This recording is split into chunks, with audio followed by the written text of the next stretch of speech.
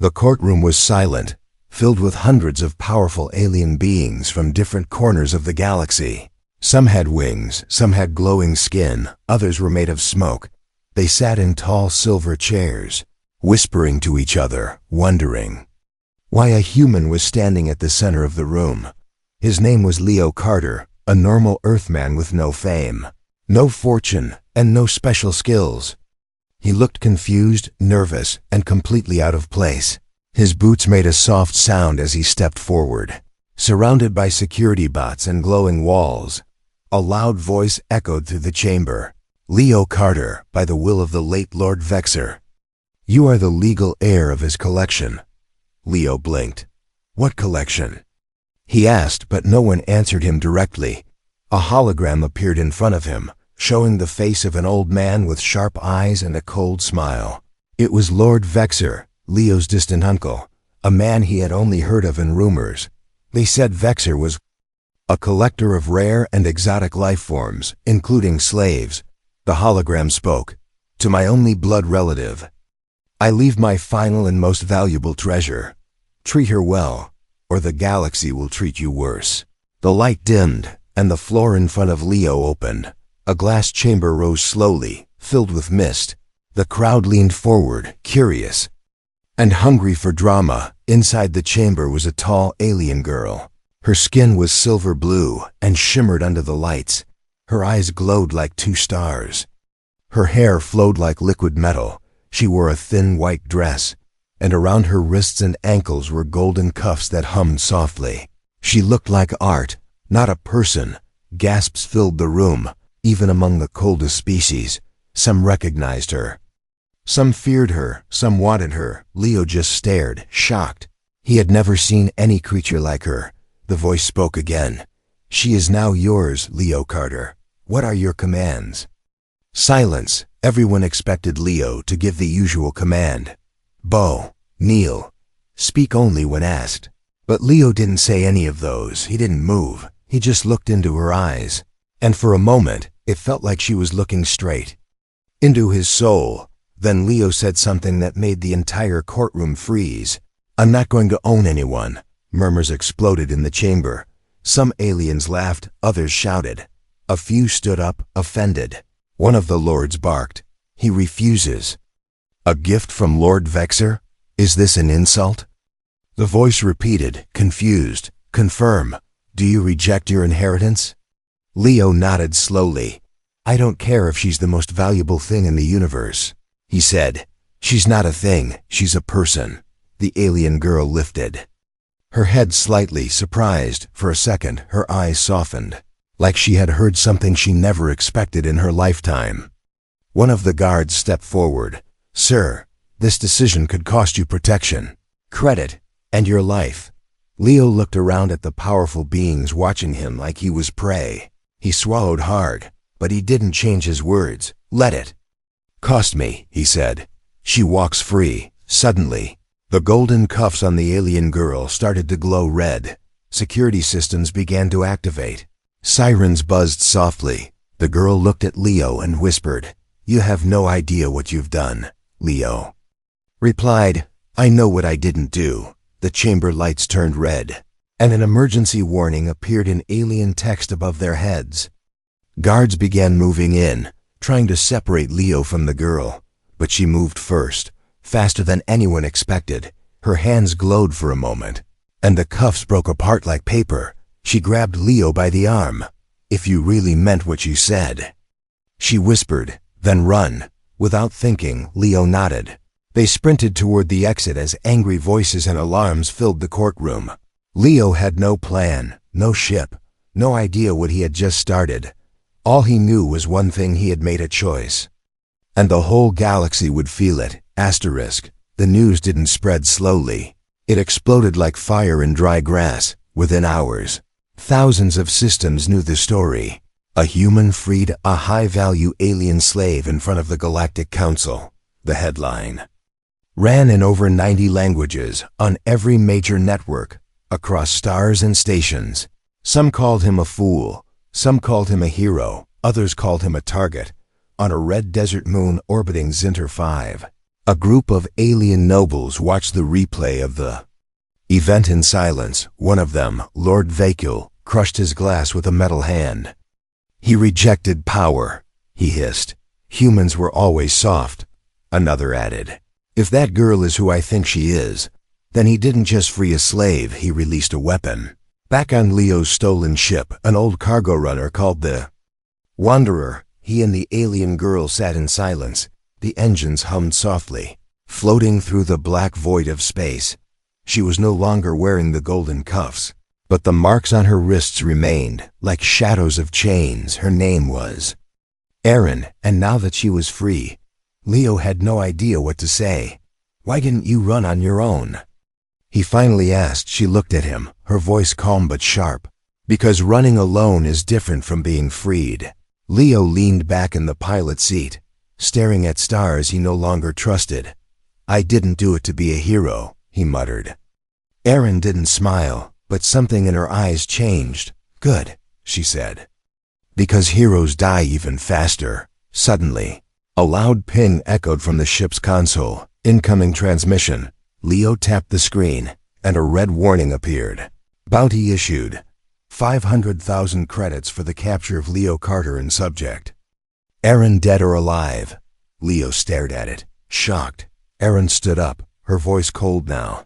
You've just been marked by the most powerful auction families in the galaxy. You embarrassed them in public, and they don't forget. Outside the ship, unknown signals began to ping. Hunters were coming. Leo rubbed his face. All I wanted was to do the right thing.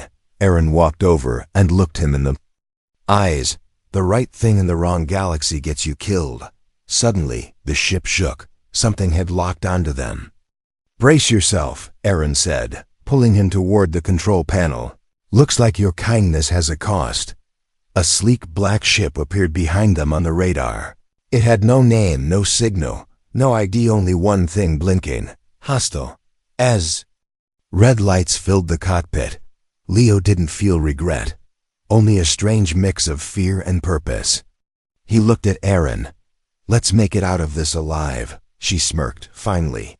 Now you're speaking my language, and with that, they jumped into light speed, leaving behind the bounty hunters, the nobles, and a galaxy now watching them.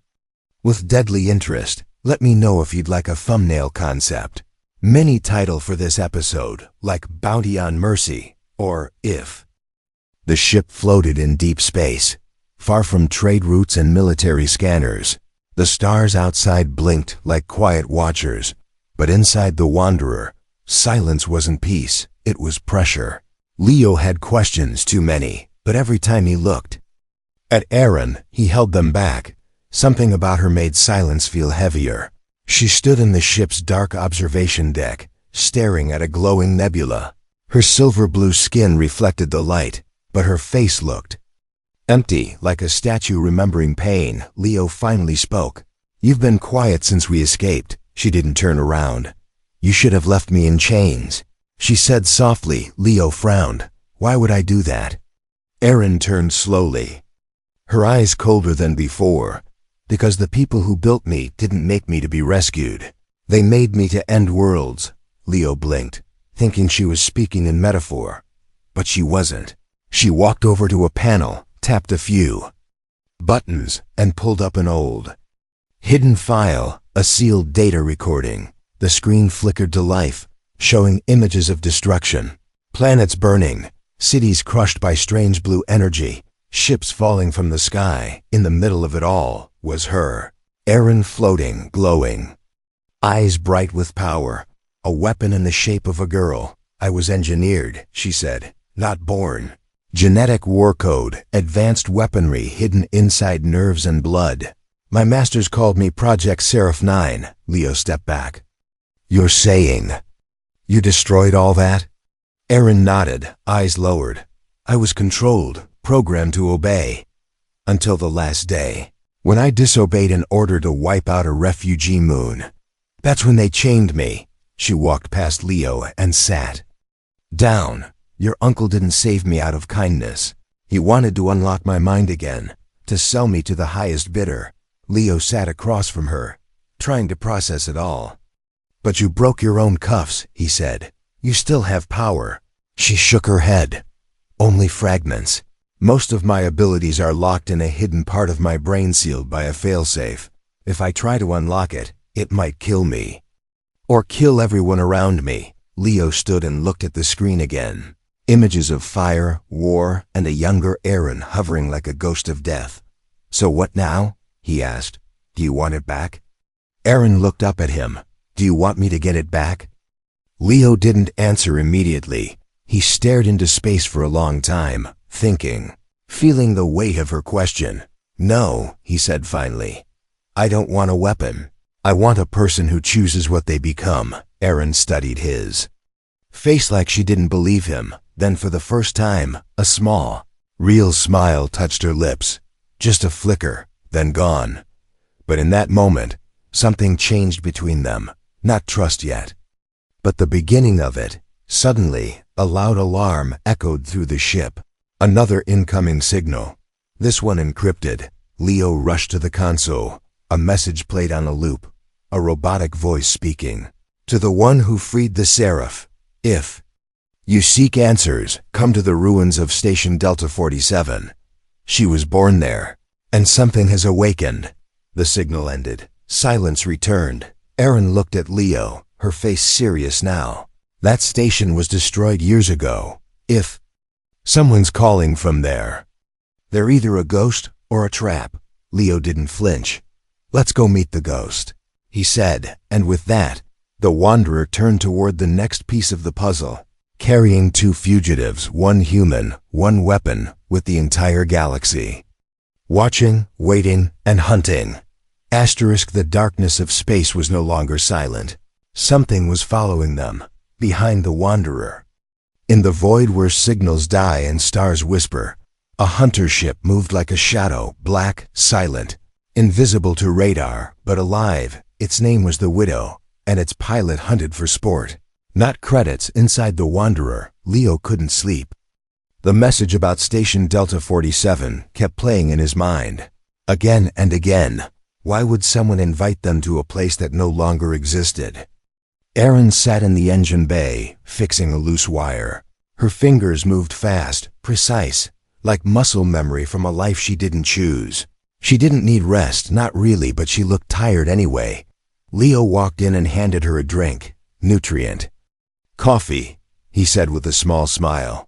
Aaron took it but didn't smile back. We're being tracked, she said. Leo froze. How do you know? She looked up at him.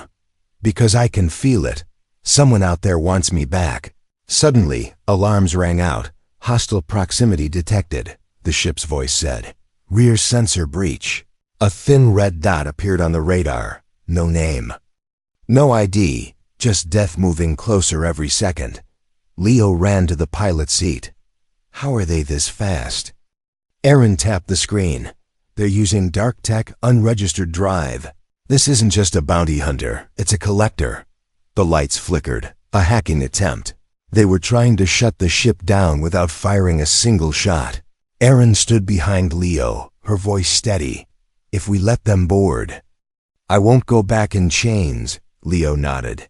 They're not getting on this ship. He pulled the lever, engaging a risky escape maneuver. Starslip. A hidden tech his uncle had left behind in case things went wrong. The Wanderer shot. Forward, the stars outside stretching into white ribbons. Their bodies slammed into the walls from the force. Behind them, the Widow vanished from sensors. But not from memory. The jump dropped them near an asteroid field. Massive rocks spinning like slow bullets in space. Leo caught his breath. That should buy us time. Aaron shook her head. They'll follow. Collectors don't stop until they get what they want. Leo turned to her. And what exactly do they want from you? She hesitated, then said, my code. Hidden in my DNA is a lost military encryption used during the war. Whoever has it can control ancient weapons buried in forgotten systems. Leo blinked. So you're not just powerful. You're a key, Aaron nodded. And this galaxy is full of people who kill for keys. Suddenly, another signal came through, this one faint, broken, like someone calling from beneath water. It repeated only one thing. Delta 47 awaits. Not all ghosts are dead. Leo looked at Aaron. We don't have a choice, do we? She replied, you never did. He took a deep breath and angled the ship toward the cursed sector where Delta 47 used to exist. No map showed it anymore. No trade lanes went near it. It was like flying into a ghost story, but as the stars around then changed, and the darkness grew heavier. Leo felt something new in his chest. Not fear, not doubt, it was resolve. Because now, they were not just running, they were chasing answers. The station wasn't on any map, but it was there. Delta 47 floated in the dead zone between galaxies, hidden behind a cloud of magnetic dust and broken satellites. Once a military research base, now it looked like a skeleton torn walls. Shattered glass and endless silence. Leo stared at it through the front window. It looked like something that should not be disturbed, but something inside was calling them. Aaron didn't blink. She was silent, frozen, like her mind was already inside those walls. When the ship got closer, a hidden gate opened on its own. No passwords, no hacking, like the station recognized her. It remembers me, she whispered, even when I don't remember myself. They landed inside the station's dark hangar. Lights flickered slowly as they walked in. Every hallway was covered in dust, scorch marks, and long dead systems. But something deeper was still alive, waiting, humming softly in the dark. As they moved deeper, walls lit up behind them. The station was waking up for her. They reached a locked door marked Core Memory Vault. It scanned Aaron's eyes and opened without a sound. Inside, a small silver sphere floated in the air. Glowing gently, Aaron stepped forward, her hands trembling. Leo stayed behind, watching closely. This is it, she said. This is where they stored my real mind. She placed her palm on the sphere. A bright light flashed, and suddenly memories rushed into her head like a wave. She saw herself as a child, not playing, not laughing, but being trained, monitored, modified, turned into something deadly. She saw scientists testing her pain limits, alien generals watching her destroy test planets, and finally, a young soldier, a human who had tried to help her escape long ago. He failed, and she watched him die. His name was written on the fail wall, Ethan Carter. She stepped back, breathing hard, eyes wide. He was your brother, she whispered. Leo froze. What? Aaron nodded. He tried to save me. They said he died during a raid, but it was here. Leo couldn't speak. The past had wrapped around the present like chains. He had come looking for answers, but found family, loss, and a reason. Suddenly, red lights flared. The vault started locking down. A cold voice echoed from the speakers. Unauthorized memory sync detected. Security protocol engaged. Doors slammed shut. Alarms wailed, and hidden turrets unfolded from the walls. Aaron grabbed Leo's hand. We have to run. No, Leo said, standing firm. We have to finish this. This place erased my brother. It won't erase you too. He pulled a tool from his belt and jammed it into the sphere's port. The lights blinked, then flickered out. A hidden panel opened, revealing a final video. It was Ethan, his face tired but kind. He spoke directly to the camera. If anyone sees this, especially Leo, she's not what they made her. She's not a weapon. She's the reason I fought. The message ended. Asterisk fire rained behind them as Delta 47 collapsed into space. The station that once created monsters was gone, but what escaped from it was far more dangerous. A girl with her memory, and a boy with nothing left to lose. Leo and Aaron didn't just run this time. They sent a signal. A message spread across hidden channels, encrypted frequencies, and outlaw networks. To anyone who has ever been chained, hunted, or sold, your time has come. They made us tools. Now we rise as voices. The message didn't ask for war. It offered a choice, and across distant moons, dusty mining colonies, and abandoned battle stations, people started choosing. On a prison moon, slaves broke free and took over the control room. On a cargo station, a mechanic painted the words "Seraph Lives" on the hull. on a trading hub. Aliens who had once feared humans started wearing Aaron's symbol, a broken chain inside a star. The galaxy wasn't changing slowly, it was cracking open, but not everyone was cheering. In the capital of the auction lords, chaos had turned to rage. The council gathered in secret, their robes dark, their faces colder than ice. "She's triggering." "A rebellion," one hissed. "The human is fanning the flames." Another spat, then burned them both, the leader growled.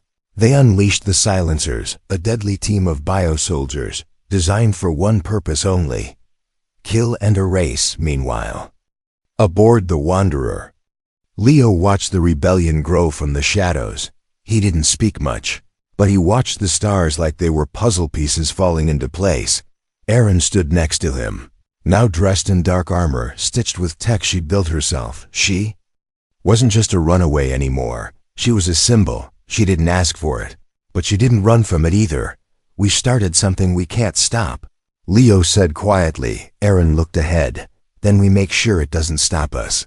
Suddenly, an alert blinked on the console. A rebel ship was under attack near the dust rings of Kale 6. Leo tapped the screen. "They won't survive without help." Aaron nodded, already heading for the cockpit.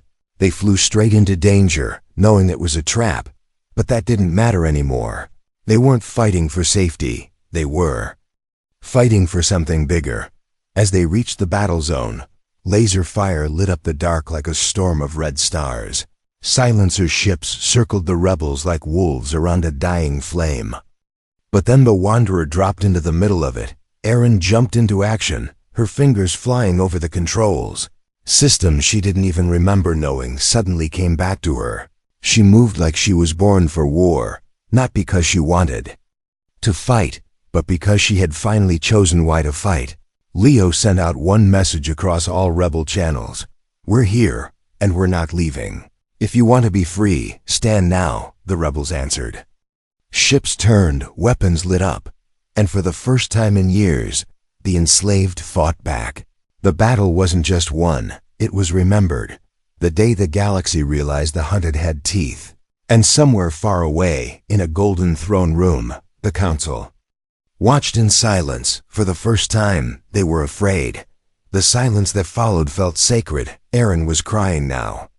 For the first time, no fear, no code, no mission, just memory and pain. Leo walked over and gently placed his hand on her shoulder. "They took everything from you. Let's take something back." Suddenly, a voice came over the ships. "Come, hostile ships inbound, 5 minutes out." "They found us." Aaron looked at Leo, her eyes burning now, not with fear, but with clarity. "Then let's make sure they regret it." They ran back toward the ship as Delta 47 began to collapse around them. The past had awakened, and it was ready for revenge. The war didn't end with a bang, it ended with a choice. 3 weeks after the Battle of Kale 6, the rebellion was no longer whispers. It was real, loud, and growing. Outposts were switching sides, old alliances were breaking.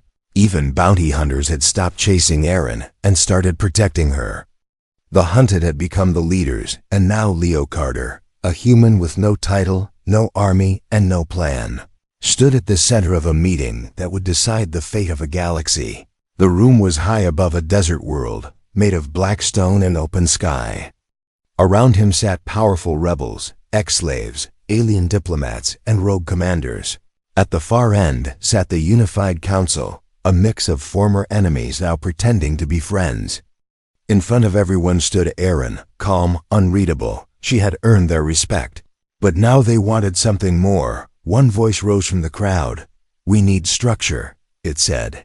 "We need someone to lead this new alliance." Eyes turned to Leo. "You started this. You freed the key. You should wear the crown." Leo blinked. He wasn't ready for that. He never wanted it. But before he could speak, a second voice called out, "Or we use her." Everyone turned to look at Aaron. With her power unlocked, we can control ancient weapons, defend every planet in the rebellion. Aaron's face stayed still, but her fists were clenched. The debate exploded. Voices shouting, arguing, demanding. Leo stood up, calm in the storm, and said something no one expected. I don't want power, and she's not a weapon. The room fell silent. He walked to the center and looked at them all. You all say you want freedom, but you still talk like the old rulers.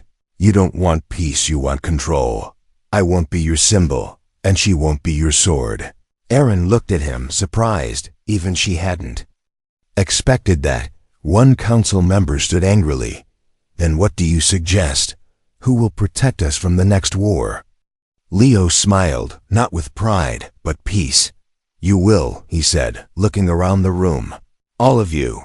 No kings, no chains, no chosen ones, just people choosing to protect each other. A strange thing happened then. No applause, no cheers, just silence, heavy and real, because deep down, everyone knew he was right. The vote passed. No crown, no weapon, only unity. A broken galaxy choosing to fix itself. Later, as the twin suns set over the dunes, Erin and Leo stood alone, watching the sky turn gold. You could have ruled them, she said quietly. Leo smiled. So could you. She looked at the stars. What now? Leo shrugged. Now we go somewhere quiet, maybe grow real food, no explosions for a while. She laughed, a real one this time. You think peace will let us rest? He looked at her. No, but we'll fight for it anyway. And as their ship lifted into the sky once more, a new chapter began, not one of war or rebellion, but of healing, of wandering, of two souls who had been broken, now choosing to be whole, together.